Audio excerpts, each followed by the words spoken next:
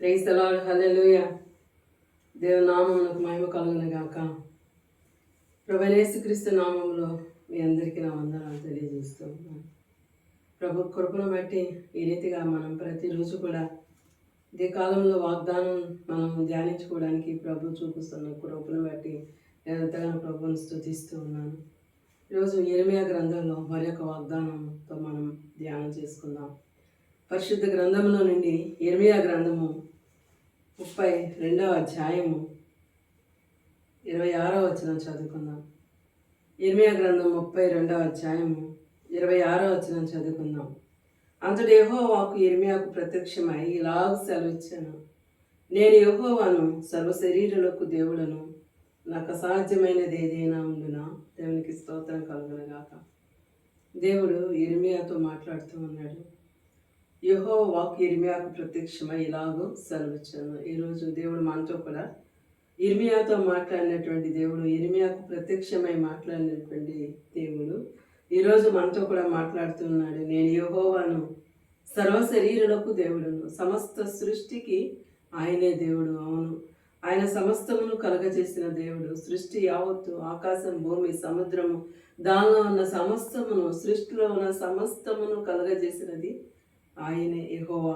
దేవునికి స్తోత్రం కలుగునుగాక.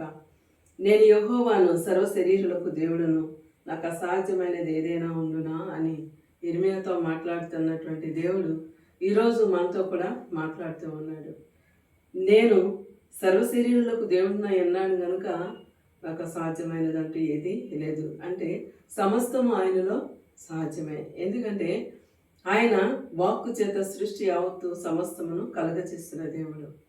ఇశ్రాయేలును ఐగుప్తు దేశం నుండి కానానుకు నడిపించే క్రమంలో ఎర్ర సముద్రమును పాయలుగా చేసి ఆరణ్యాల మీద వారిని పెద్ద రహదారిగా చేసి నడిపించాడు దేవుడు. దేవునికి స్తోత్రం కలుగునుగాక. పగల మేఘస్తంభం, రాత్రి అగ్నిస్తంభంగా ఉండి ప్రజలందరినీ కూడా ఆ ఎర్ర సముద్రము దాటింపచేసి క్షేమంగా ఉంచాడు. శత్రువులందరినీ కూడా సముద్రంలో ముంచివేశాడు. ఆయనకు అసాధ్యమైనది ఏదీ లేదు.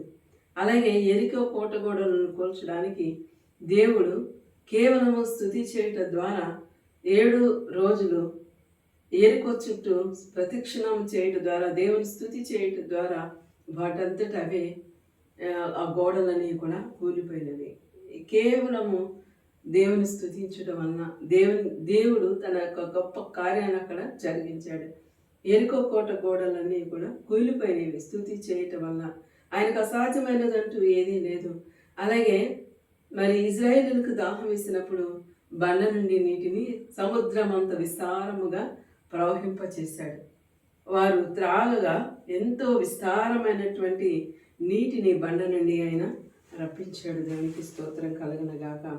అరణ్యమును ఆయన నీటి మడుగుగా చేయగల దేవుడు. ఎండిన ఎడారిలో నీటిని ఉబక చేయగల దేవుడు. లేదు అనే చోట ఉంది అని చెప్పగల దేవుడు. అలాగే మృతులను సజీవులుగా చేయవాడు, లేని వాటిని ఉన్నట్టుగా పిలిచే దేవుడు. ఆయనకు అసాధ్యమైనదంటూ ఏదీ లేదు. ఈరోజు యిర్మీయాకి ప్రత్యక్షమై మాట్లాడినటువంటి దేవుడు మనతో కూడా మాట్లాడుతూ ఉన్నాడు. నేను యెహోవాను, సర్వశరీరులకు దేవుడును, నాకు అసాధ్యమైనది ఏదైనా ఉన్నదా అని క్వశ్చన్ వేసినప్పుడు అక్కడ లేదని అర్థము. ఆయనకు అసాధ్యమైనది ఏదీ లేదు. సమస్తం ఆయన స్వాధీనంలో ఉన్నది. సముద్రము, సమస్త సృష్టి కూడా ఆయనకు లోపడవలసిందే. ఆయన గాలిని సముద్రమును గద్దెంపగా అవి నిమ్మలమైనని వ్రాయబడి ఉన్నది. సర్వ జీవులన్నీ కూడా, జంతువులన్నీ కూడా ఆయన మాటకు లోబడవలసిందే. దేవునికి స్తోత్రం కలుగునుగాక. అలాగే ఆయన చేతి పని అయినటువంటి సృష్టిలో ఉన్న మనందరం కూడా ఆయన నిర్మాణం అయి ఉన్నాము. సమస్త అవయములను ఏర్పాటు చేసి మనను నిర్మించిన దేవుడు ఆయన. అలాంటి దేవునికి అసాధ్యమైనది ఏదీ కూడా లేదు. యిర్మీయాతో మాట్లాడినటువంటి దేవుడు ఈరోజు మనతో కూడా మాట్లాడుతూ ఉన్నాడు. లేదు అని, మాకు అసాధ్యమైనది నాకు ఏమాత్రము నేను చేయలేని పరిస్థితిలో ఉన్నాను అని అనుకున్నప్పుడు, నాకు అసాధ్యమైనది ఏదైనా ఉన్నదా, నేను చేయగల సమర్థుడు కదా అని దేవుడు మనతో మాట్లాడుతూ ఉన్నాడు. అలాగే మరి యేసు ప్రభు వారు కూడా ఒక మాట వ్రాయబడి ఉంది. చూడండి ఒకసారి మత్తయి సువార్త చూసినట్లయితే 18వ అధ్యాయము, మత్తయి సువార్త 17వ అధ్యాయము 21వ వచనం నుండి మనం చూసినట్లయితే అందుకు ఆయన మీ అల్ప విశ్వాసము చేతనే మీకు ఆవగింజంత విశ్వాసం ఉండి ఎడల ఈ కొండను చూచి ఇక్కడ నుండి అక్కడికి పొమ్మనగానే అది పోవును. మీకు అసాధ్యమైనది ఏది ఉండదని నిశ్చయముగా మీతో చెప్పుచున్నానని వారితో నేను. యేసు ప్రభు వారే స్వయంగా మాట్లాడుతూ ఉన్నారు. మీకు అసాధ్యమైనది ఏది ఉండదని నిశ్చయముగా నీతో చెప్పుచున్నాను. విశ్వాసం అనేది కలిగి ఉన్నప్పుడు మీకు కూడా అసాధ్యమైనది ఏదీ లేదు, దేవునికే అసాధ్యమైనది ఏదీ లేదు అనుకోవడం కాదు, కానీ విశ్వాసంతో పలికినప్పుడు మీకు ఏది కూడా అసాధ్యమైనది ఏదీ లేదు. సమస్తము సాధ్యం చేయగల దేవుని మీరు కలిగి విశ్వాసంతో పలికినప్పుడు నెరవేరుతుందని వాక్యం సెలవిస్తూ ఉంది. దేవునికి స్తోత్రం కలిగిన గాక. ఇన్ని గొప్ప కార్యములు చేసినటువంటి దేవునికి అసాధ్యమైనది ఏదీ లేదు. ఆయన సమస్తము చేయగల శక్తివంతుడై ఉన్నాడు, బలవంతుడై ఉన్నాడు.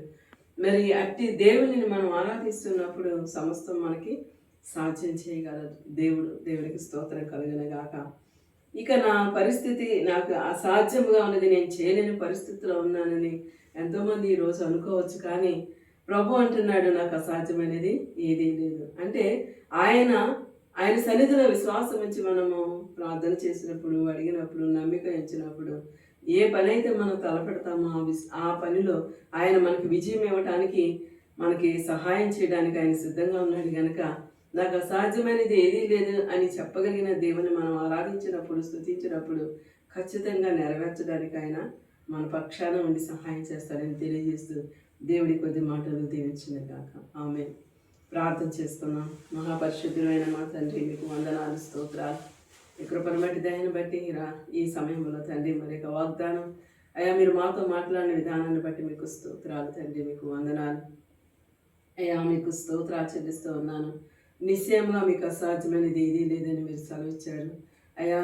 విశ్వాసంతో మేము కూడా ప్రతిదీ పలికి సాధించుకునే వారముగా, పొందుకునే వారముగా మాకు సహాయం చేయమని, అసాధ్యమైన ఏదైనా సాధ్యం చేయగల దేవుని మేము ఆరాధిస్తూ విశ్వసించి అయ్యా ప్రతిదీ పొందుకొనలాగన, ప్రతి విషయంలో విజయం పొందుకొనలాగన మాకు సహాయం చేయమని, ఎంతమంది బిడ్డలు ఈ వాక్యం విని ఉన్నారో వారి హృదయాల్లో కూడా ఈ కార్యములను నెరవేర్చమని ఏ సతి పరిశుద్ధమైన నామములో అడిగి వేడుకొని పొందుకొని నాము తండ్రి. ఆమేన్.